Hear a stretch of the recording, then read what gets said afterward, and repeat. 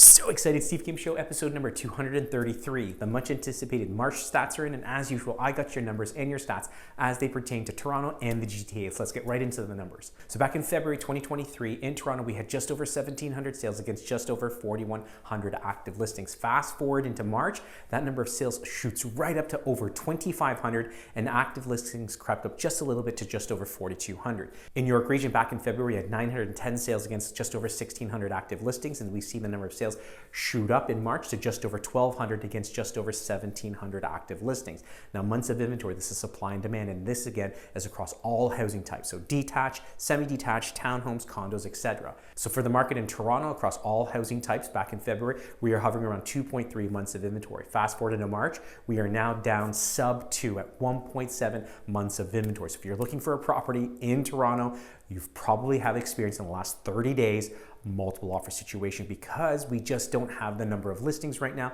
to meet the sheer buyer demand. So most things now in Toronto are positioned as a multiple offer. In York Region, we went from 2.3 months of inventory to check this now to 1.4 months of inventory. So it's almost like everywhere you look around the corner, there is a multiple offer situation. Now, the average selling price of a property back in Toronto, February 2023 was hovering around $1.071 million. Fast forward into March, is now trading around $1.054 million. Now, again, don't forget, this is across all housing types. In York Region, we were trading around 1.3 million in February, and we crept up into March around $1.344 million. So that right there is a clear sign that because of limited inventory, buyers are starting to drive up the price. Now, it's not going up 50, 60, 100, 200, $400,000. We are seeing more of an incremental rise right now. And that may not be the case as we've progress further into the spring and summer market. Now, the average sale price year over year, this is a number to very much to pay attention to. So like I shared with you, an average property in Toronto in March 2023 was trading at $1.054 million. Back in March 2022 was trading at $1.217 million. So that's about a 15.4% decrease year over year for an average property in Toronto. Now, don't forget, back in the March, that was a peak market. So we all have to take that number into perspective.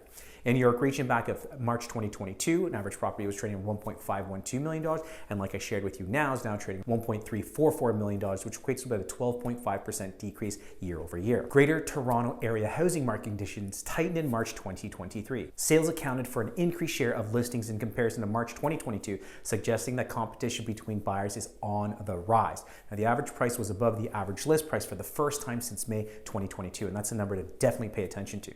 Now, GTA Realtors reported just over 6,800 sales through TREV's MLS system in March 2023, which is down about 36.5% compared to March 2022. On a month-over-month basis, actual and seasonal adjusted sales were up. New listings were also down on a year-over-year basis, but by a much greater annual rate. This points to a tighter market condition compared to last year. Lower inflation and greater uncertainty in financial markets has resulted in medium-term bond yields to trend lower. This has and will continue to result in lower fixed borrowing costs this year. Lower borrowing costs will help from an affordability perspective, especially as the tighter market conditions exert upward pressure on selling prices in the second half of 2023. Anyways, I hope you found these numbers and this information useful. If you have any questions whatsoever, please feel free to call, send me a text, shoot me over DM or an email. As always, be kind, everyone. Take care.